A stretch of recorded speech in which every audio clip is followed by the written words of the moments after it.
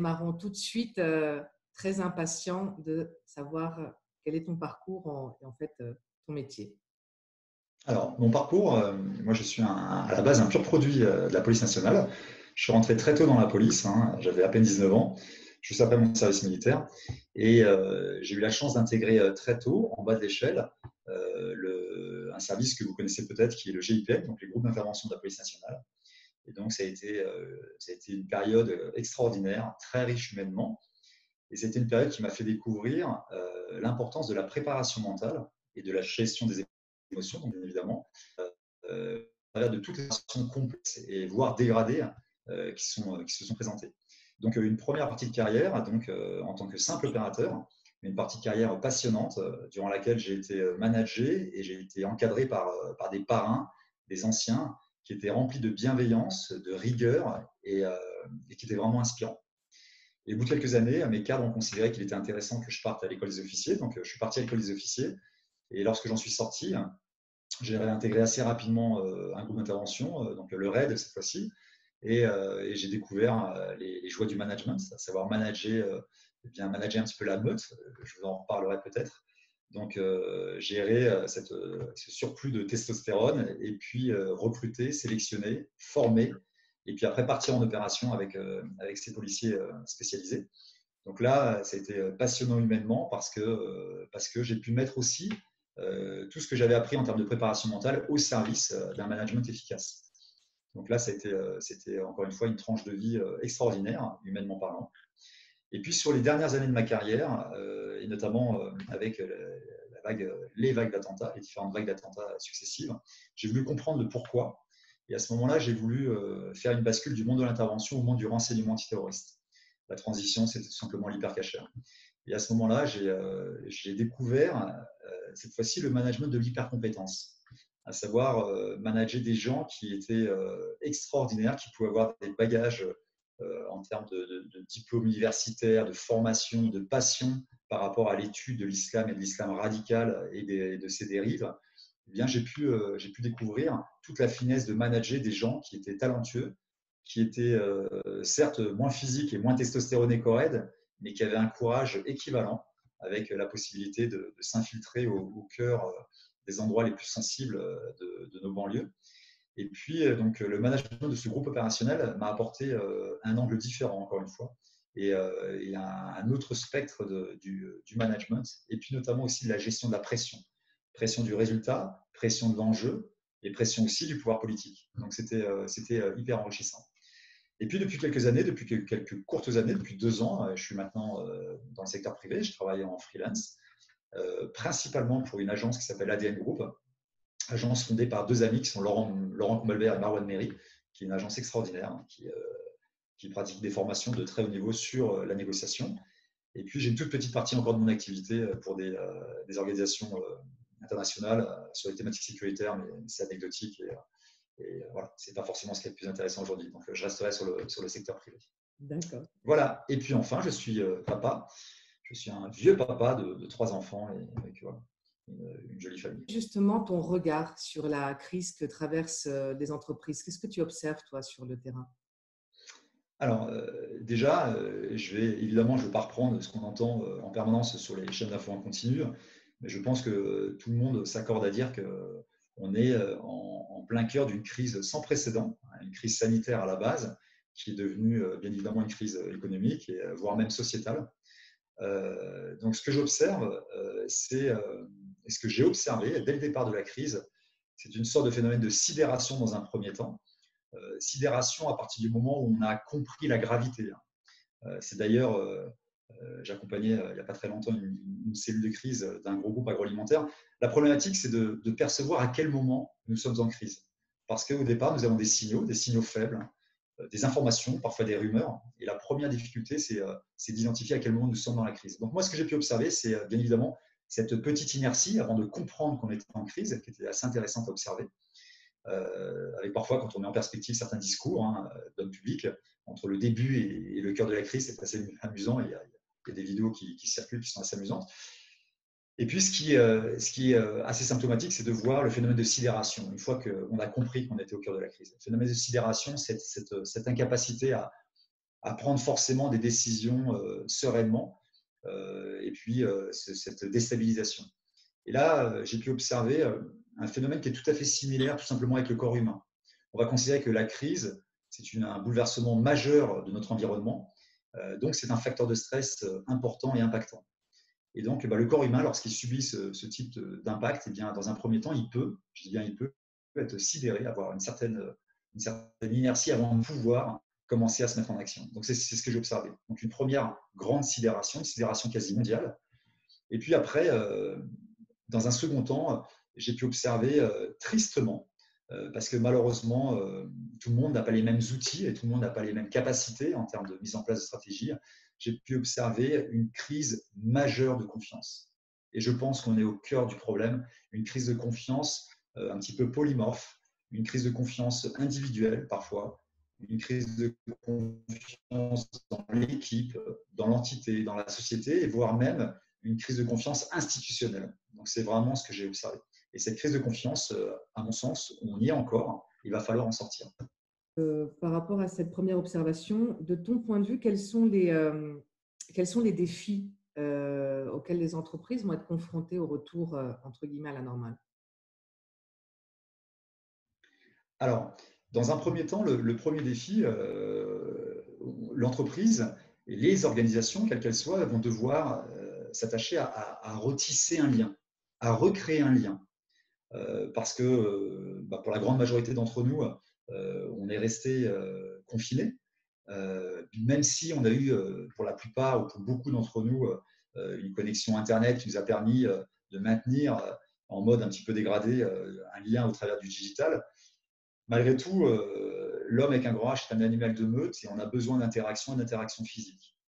Et ce qui veut dire que l'entreprise, le premier défi, ça va être de recréer un lien qui va être, à mon avis, basé principalement sur sa capacité à développer l'intelligence émotionnelle de ses cadres et de ses décideurs. Et ça va être un vrai défi. Ça va être surtout de ne pas tomber dans le raccourci, de se dire on peut rester loin, on peut rester éloigné, on a développé de nouveaux outils. Oui, on peut évidemment s'adapter avec de nouveaux outils digitaux, il n'y a aucun souci.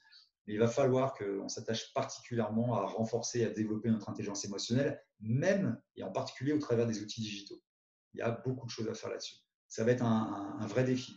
Il y en a d'autres, bien sûr, d'ordre structurel, en termes de réorganisation. Mais vous l'aurez compris, ma passion, c'est gestion des émotions, gestion du stress et la cohésion. Donc, comment recréer de la cohésion et comment recréer du sentiment d'appartenance? C'est à mon avis le défi le plus important. Est-ce que tu as pu observer de belles initiatives, que ce soit d'un de tes clients ou Oui, du travail? bien sûr.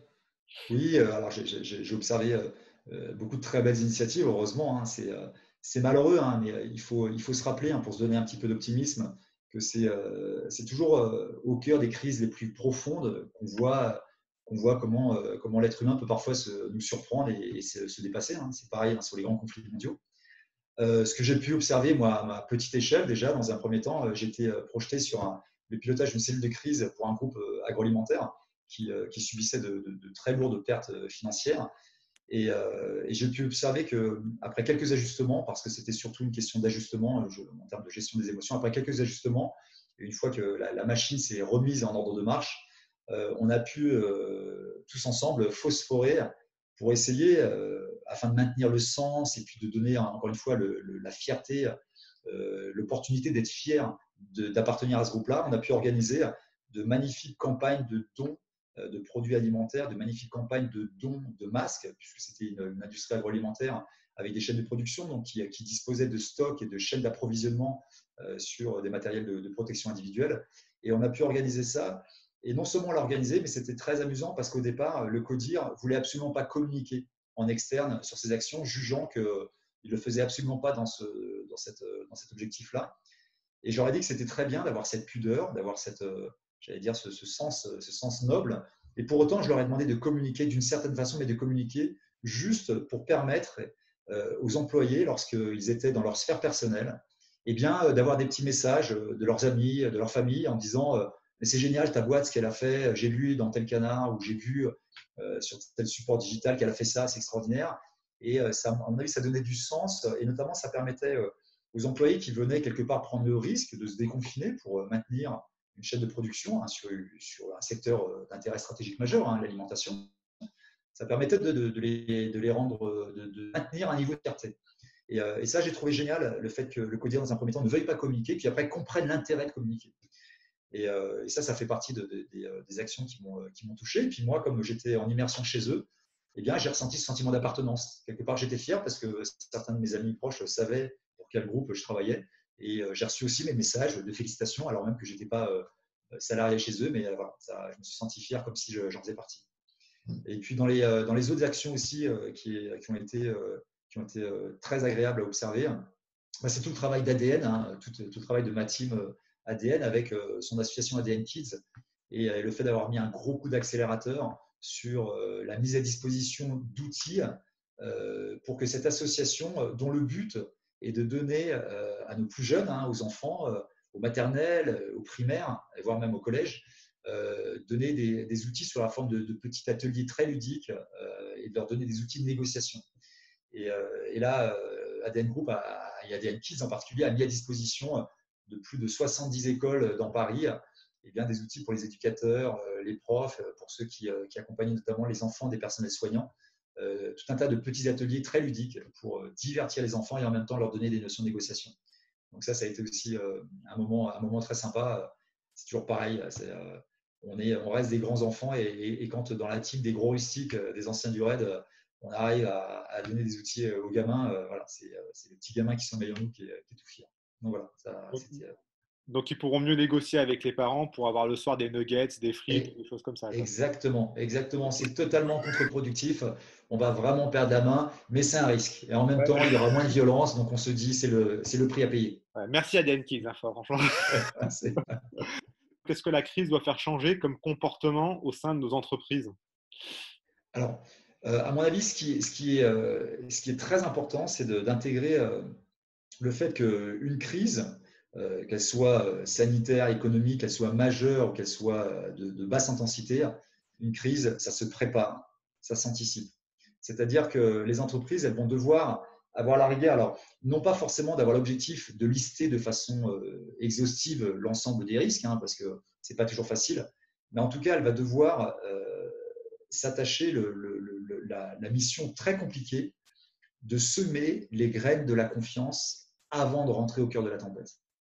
Et ça, c'est vraiment la leçon, c'est-à-dire qu'on s'aperçoit qu'il y a beaucoup d'entreprises, de sociétés ou d'organisations qui explosent en vol parce que avant la crise, il y avait déjà des tensions. Avant la crise, il y avait déjà des pratiques managériales qui étaient inadaptées.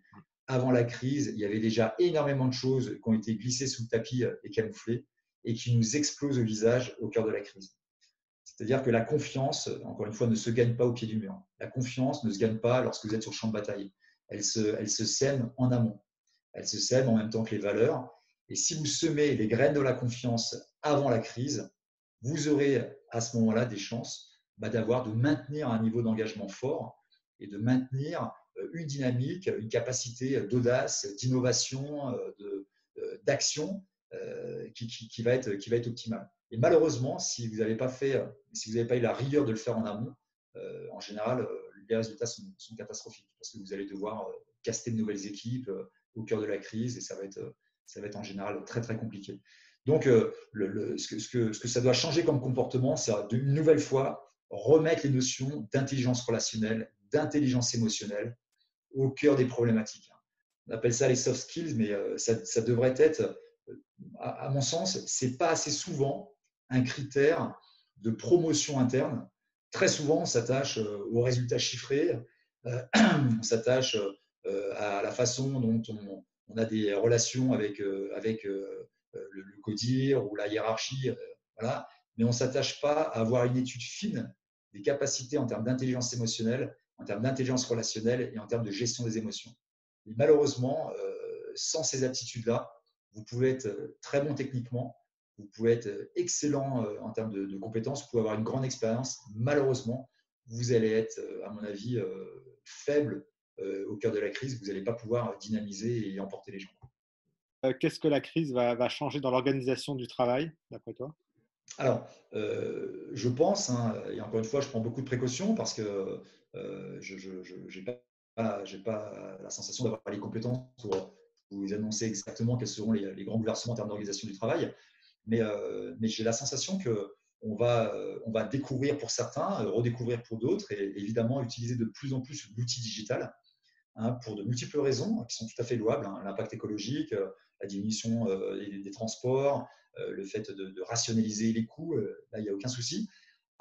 Mais il va falloir être vigilant. Je pense qu'on va garder certaines pratiques, même dans notre sphère personnelle, hein, les apéros visio, etc. Ça pourra peut-être rester potentiellement.